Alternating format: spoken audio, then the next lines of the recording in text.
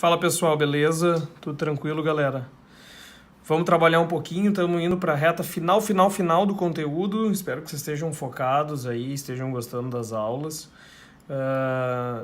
Mais esse vídeo e alguns 2 ou 3 a mais e a gente vai encerrando a nossa trigonometria, certo? Nesse vídeo eu vou mostrar para vocês a função cosseno. No último vídeo nós falamos sobre a função seno e suas transformações. Esse vídeo eu vou falar rapidamente sobre a função cosseno.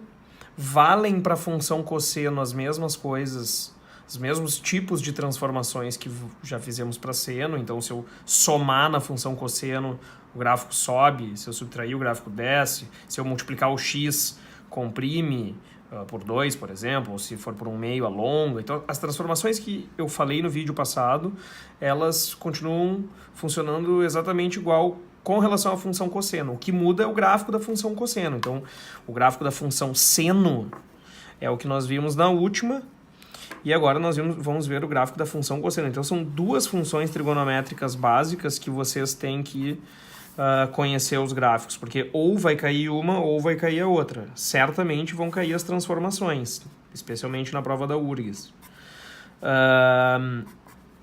E no Enem também, né? Mas pode ser tanto seno quanto cosseno, né? Então, olha só, em primeiro lugar começa marcando o que a gente já viu no vídeo passado, ó, esses valores principais do círculo trigonométrico, certo? É importante marcar tanto para o lado esquerdo quanto para o lado direito, pelo menos para fazer um pedaço para cada lado, tá? Lembra que tanto seno quanto cosseno tem valor mínimo -1 e tem valor máximo que é 1. Então o gráfico vai ter uma imagem ali entre -1 e 1. Para eu entender de onde é que o gráfico vem, para eu dar algum sentido para esse gráfico, eu preciso conhecer o círculo trigonométrico. E nos problemas que nós vamos fazer agora, logo mais nesse vídeo, nós vamos treinar mais um pouco do círculo trigonométrico. Vocês têm que estar craques no círculo trigonométrico, tá? O que o círculo trigonométrico nos diz? Ele nos diz o seno e o cosseno de um ângulo. Eu vou marcar o cosseno aqui de uma cor diferente, porque é para ele que eu quero olhar. Ó, o cosseno é o eixo X, ele vem aqui de -1 até 1 e tem o 0 aqui no meio. Cosseno entre -1 e 1. Vou botar o eixo Y aqui. A rigor eu não precisaria botar o eixo Y, porque eu não vou olhar para o seno, né? Então vocês não necessariamente precisam fazer o círculo trigonométrico inteiro. Vou deixar o eixo Y aqui tracejado, só para a gente ver os quadrantes, tá? Mas se eu quero olhar o cosseno, é para o eixo X que eu tenho que olhar, beleza? E aí vamos vendo alguns valores. Lembra que os valores principais são os ângulos 0, 90, em verde aqui eu estou colocando os ângulos, tá? 180, 270, 300 e... quase que botei em grau. 360, que é 2π e assim por diante. Então tu bota ali no eixo X. No eixo X tu tem os ângulos, né? Então, o 0 já está ali na origem, depois 90, que é aquele ali de cima, depois 180, que é esse daqui, depois 3π sobre 2, que está ali embaixo, depois 2π, e como eu posso continuar girando mais, esses ângulos podem ficar cada vez maiores, né?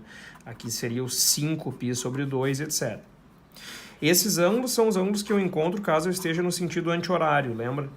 Se eu estiver no sentido horário, aí eu estou com os ângulos negativos, 0, menos π sobre 2, menos π sobre 2, menos π, menos 3π sobre 2, menos 2π e assim por diante. Então, o gráfico tem que ter como domínio, lembra que o domínio são os valores de x, né? O x é o ângulo. Eu posso ter qualquer ângulo do 0 em direção ao mais infinito, no sentido anti-horário, eu também posso ter qualquer ângulo no sentido contrário. Então, os ângulos aumentam infinitamente para um lado e diminuem para o outro.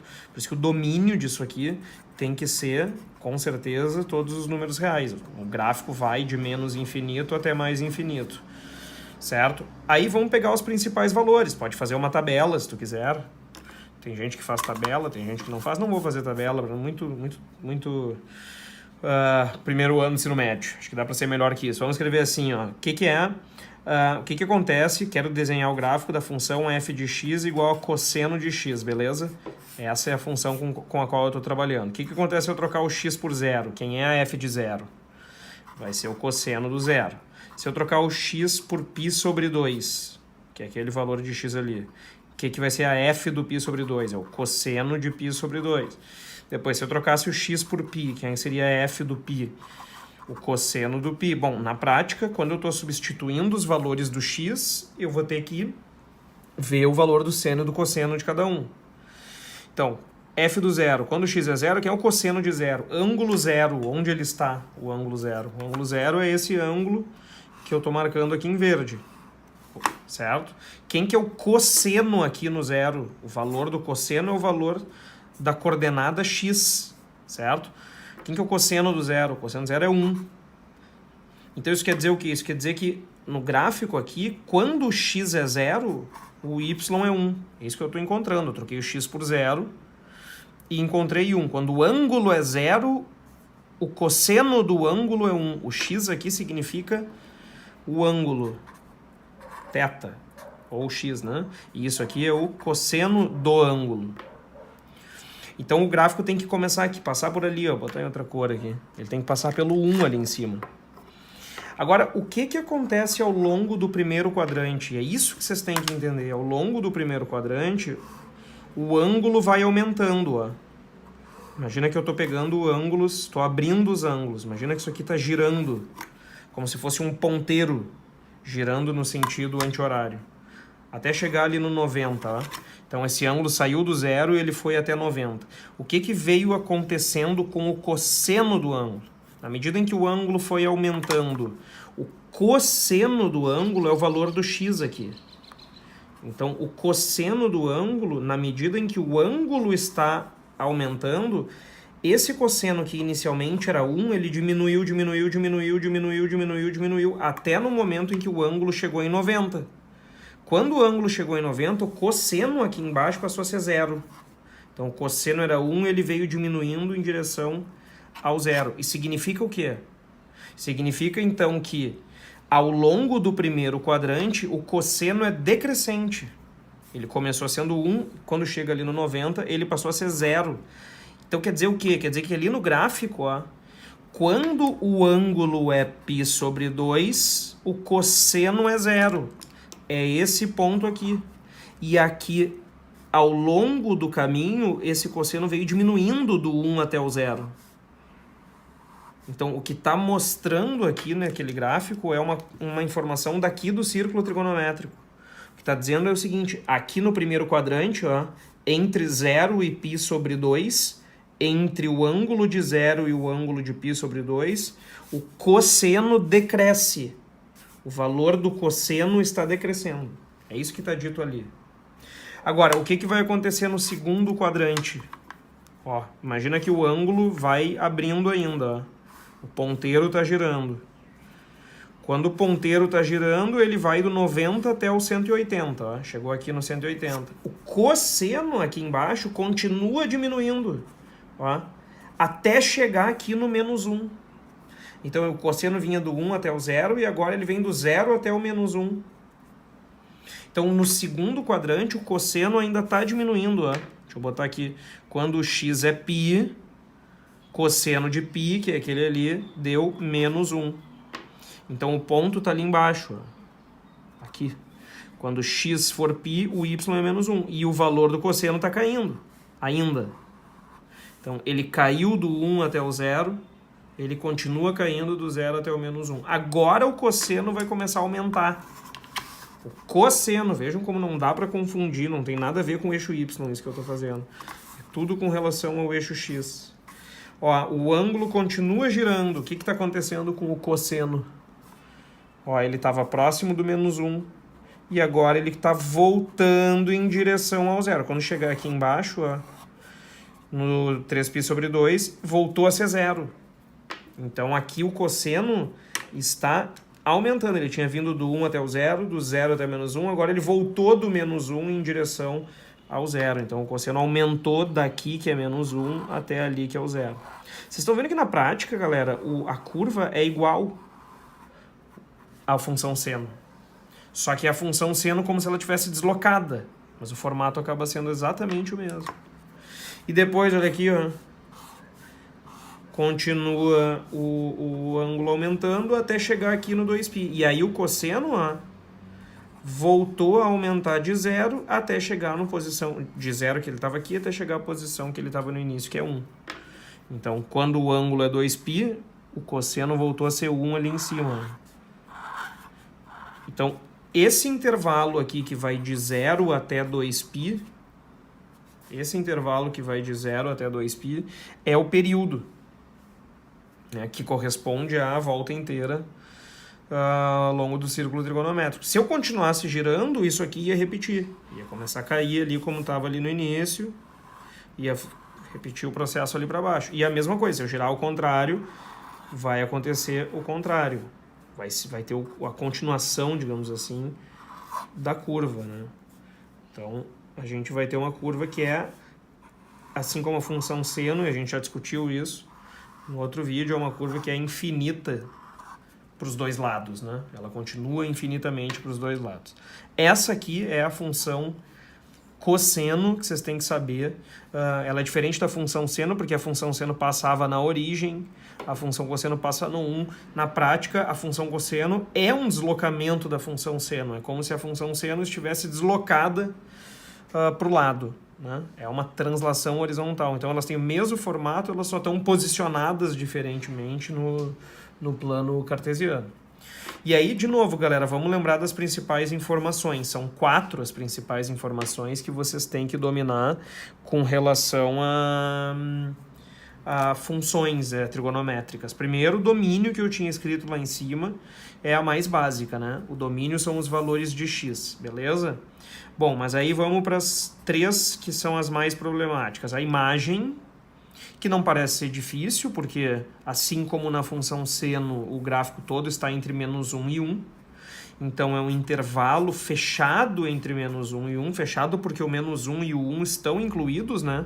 Ó, o cosseno pode ser 1, o cosseno pode ser -1, aqui no ângulo de π, por exemplo.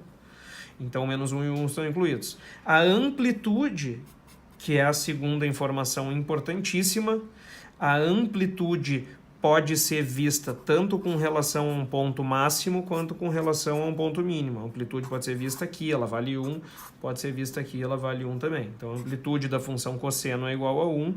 E o período, né? O período da função cosseno, esse período que vale, assim como na função seno, 2π. Tranquilo, galera? 2π porque corresponde justamente a uma volta inteira no círculo trigonométrico. Lembra que 2π radianos equivale a 360 graus. Compreendido até aqui? Essa é a nossa função cosseno. Vamos trabalhar agora em alguns problemas do livro que serão problemas clássicos, na verdade, de prova, assim, que eu acho que são muito importantes da gente dar um pouco de atenção, tá? Vou começar então no livro onde nós estamos, na página 52 do livro. Página 52 do livro, vamos lá, vamos focar, vamos estudar essa parte final aqui do conteúdo. Deixa eu ver como é que tá aqui, beleza. Página 52 do livro. Vou começar com a questão 83. Mas antes de colocar a questão, vamos fazer um resuminho aqui das coisas que eu falei na aula passada, no vídeo passado. A gente viu que a gente pode fazer 4 tipos básicos de transformações, né? Lá eu tinha falado com relação à função seno, mas nota que vale a mesma coisa para a função cosseno. Tu pode ter uma função, por exemplo, que seja assim, y igual a 2 mais cosseno de x. Isso é uma transformação. Outra, y igual a 3 vezes cosseno de x. Outra, y igual a cosseno de x mais π meios. E outra, y igual a cosseno de 2 vezes x. 4 tipos de transformações que nós trabalhamos nos vídeos anteriores. Aqui, o que acontece? Tu tem que partir da função cosseno e tu tem que enxergar que tu está somando 2 unidades. Então, o gráfico da função cosseno vai subir 2 unidades. Beleza? Quando o gráfico sobe 2 unidades, o que está sendo alterado? Está sendo alterado apenas a imagem. Porque se a função cosseno era de -1 até 1, quando subir 2 unidades, presta atenção, o mínimo era -1. O máximo era 1. Vai subir 2 unidades. O mínimo, que era menos 1, vai subir para 1. Vai subir 2. E o máximo, que estava no 1, vai subir para o 3. Então, essa função aqui tem como imagem o intervalo que vai de 1 até 3. Certo? Na prática, o que a gente pode fazer? Sempre que a gente quiser calcular a imagem, a gente troca primeiro pelo... Pega esse cosseno aqui, troca primeiro por menos 1 e depois por mais 1. Para tu ver o mínimo e o máximo. Então, se tu trocar por menos 1, esse cosseno, 2 com menos 1 dá 1. Se eu trocar por mais 1, 2 com 1 dá 3. Então, ou tu pensa pela transformação. O cosseno ia de menos 1 até 1. Se eu estou subindo 2, ele subiu 2 na imagem, certo? Esse é o primeiro caso em que eu chamei no vídeo passado de translação, né? É uma translação vertical. Nada mais muda aqui. A amplitude não aumentou, porque eu não estou esticando a curva. O período não aumentou nem diminuiu, porque eu também não estou esticando na horizontal. Certo? E o domínio vai ser sempre os reais nas funções seno e cosseno. Então, não preciso me preocupar. Agora, aqui eu tenho um caso diferente, porque aqui eu estou multiplicando por 3.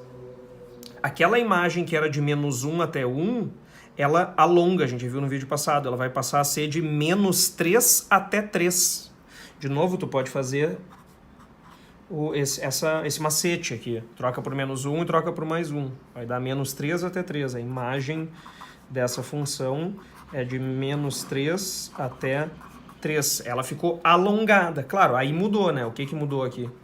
Aqui o que mudou é a amplitude. Ela tinha originalmente a amplitude 1. Multipliquei por 3, ela ficou 3 vezes maior. Ela passou a ter a amplitude 3. Então aqui o que eu tive foi um alongamento. Um alongamento vertical. Certo? E aqui nós tínhamos as duas outras situações.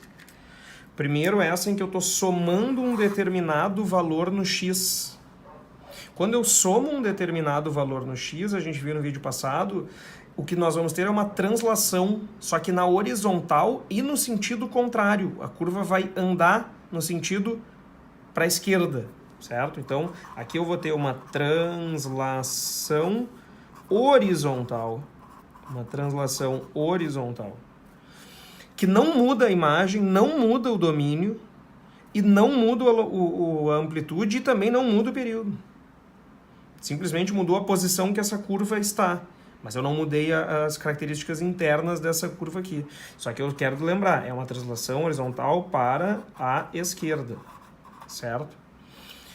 E esse caso aqui, que tinha que ter mais cuidado, porque é o único caso em que vai haver uma mudança no período. Vejam que em nenhum outro momento mudou o período. E aí a gente viu também que era uma relação inversa, né? O que nós vamos ter aqui é o seguinte, se eu tenho um número 2 multiplicando x, o período que era 2π, ele vai ter que ficar dividido por esse 2, ele vai passar a ser π. Certo? Então o período vai diminuir nesse caso. E a gente chama isso então de um alongamento, se fosse ao contrário, né? Um alongamento ou uma compressão, depende do número que tu está multiplicando, vai alongar ou vai comprimir na horizontal. Lembrando que é o contrário também, as duas transformações do eixo x têm uma lógica inversa. Se eu multiplico por 2, o período fica dividido por 2. Se eu multiplico por k, o período fica dividido por esse k. Ou pelo módulo de k, se vocês quiserem, para não ter o problema do sinal. Mas em geral, a imensa maioria dos casos, esse número vai ter que ser positivo.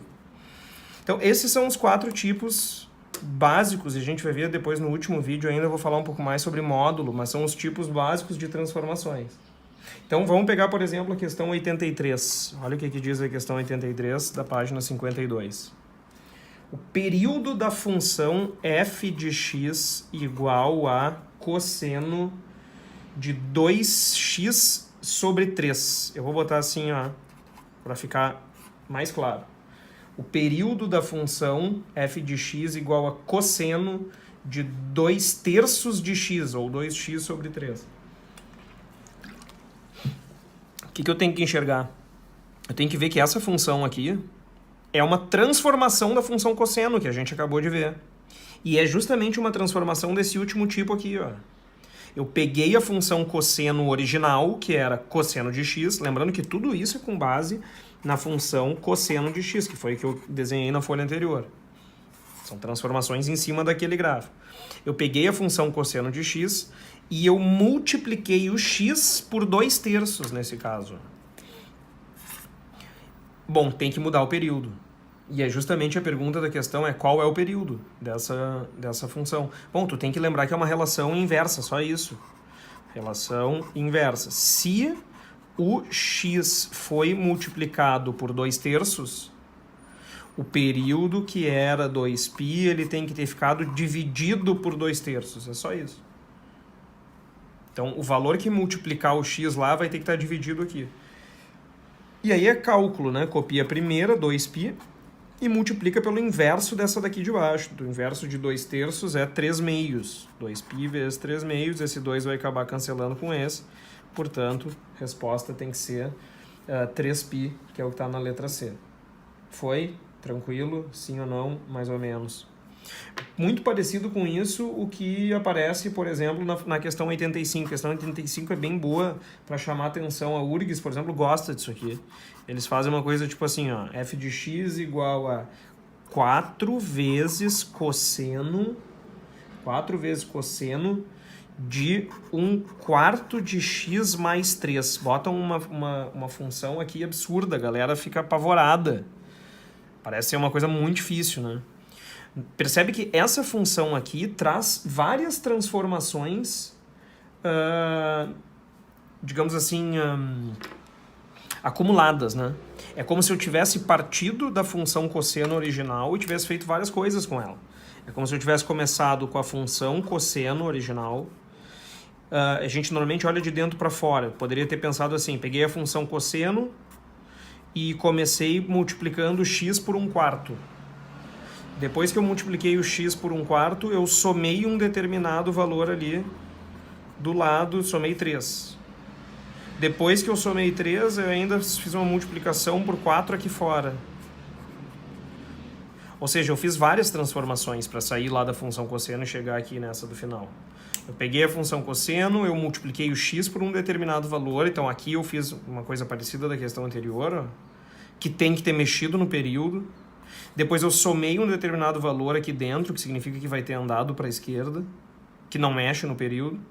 Depois eu multipliquei por 4 ali fora, e quando eu multipliquei por 4 ali fora, eu tenho um alongamento na vertical, né? Como se tivesse multiplicado por 3 ali fora, que eu dei o exemplo antes. Só que isso aqui também não mexe no período. A única coisa que mexe no período é isso aqui. É multiplicar o x por um determinado valor. Essa é a única coisa que mexe. Então eles botam uma coisa grande aqui, cheia de coisas que são irrelevantes do ponto de vista do período. É só isso que importa do ponto de vista do período. E a pergunta da questão é justamente qual é o período. E o raciocínio é exatamente o mesmo. O período, originalmente, naquela função original, lá na função cosseno, esse período era 2π.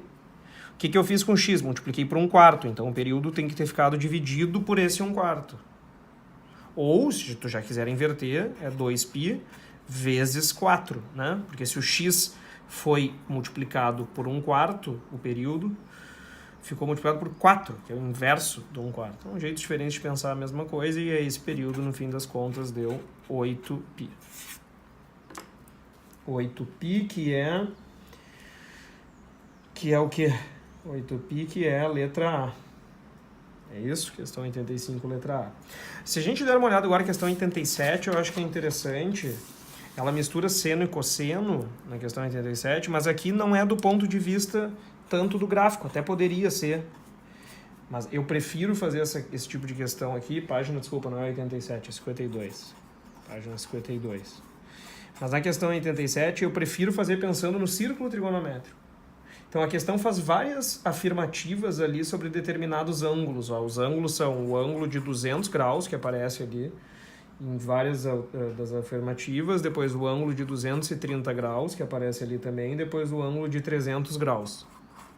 E aí a questão pede comparações, né? O ângulo de 200 é maior, seno é maior ou menor que cosseno, e assim por diante.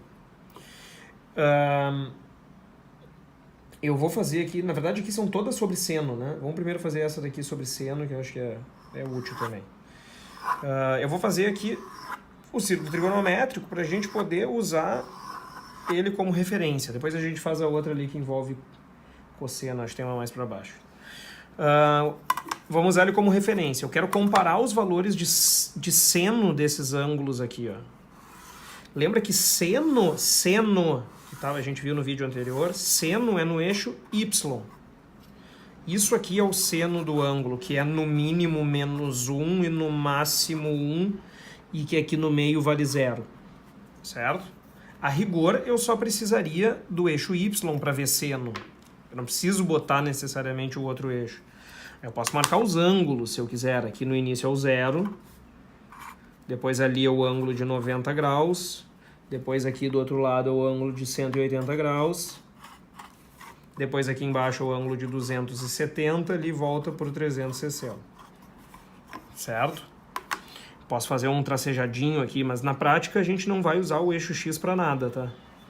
É só isso que eu quero que vocês percebam, porque a questão é sobre seno e não sobre cosseno. Muito bem, vamos marcar esses ângulos ali. Primeiro, onde é que está o ângulo de 200 graus? O ângulo de 200 graus, ele girando no sentido anti-horário, ele sai aqui do 0, chega no 90, continua girando, chega no 180, passa 20 graus para frente do 180. Quando passa 20 graus para frente, digamos que ele esteja mais ou menos por aqui, aproximadamente. Isso aqui é o 200 graus, certo? Tu pode marcar aqui um risco reto se tu quiser, ou pode deixar só o ponto. Qualquer um dos dois. Eu vou fazer o risco que a maioria de nós enxerga melhor quando tem um ponteiro aqui, mas não precisaria. Só o ponto ali que importa. O que eu sei com relação ao seno... Tá ruim aqui minha caneta. O que eu sei com relação ao seno do 200 graus? O que eu estou vendo com relação ao valor do seno de 200 graus? Seno é o eixo Y. Então eu projeto ali no eixo Y. Ó, e eu vejo que o seno está aqui. O valor do seno é esse número menor do que 0. Agora eu estou olhando na vertical. Ele está menor do que 0. Ele certamente não chega aqui a menos 0,5, que seria no 210. Mas ele está quase ali. Então ele é um número negativo, né? Vou botar assim, o seno de 200 graus é menor do que 0. Ele é negativo. Bom, vamos aproximar ele depois se for o caso. O ângulo de 230. Agora onde é que está o ângulo de 230? O ângulo de 230, ele está mais para frente. Ele está a... quantos graus do 270? 40 graus, né? Do 270. Ele está, digamos, mais ou menos aqui assim. Aquele primeiro ponto verde, ele está mal. Mais ou menos aqui assim. Esse é o ângulo de 230. Aproveitei para botar o grau ali. Ó, e o seno dele, o que eu vejo com relação ao seno dele? O seno dele também é negativo, só que ele é menor que o outro. Ó. Então dá para ver que o seno de 230 é menor ainda do que o seno do 200. Porque ele está mais próximo ainda aqui do -1, né? E o 300 graus, e o 300 graus, tem que tomar cuidado, porque o 300 graus está para o outro lado, né?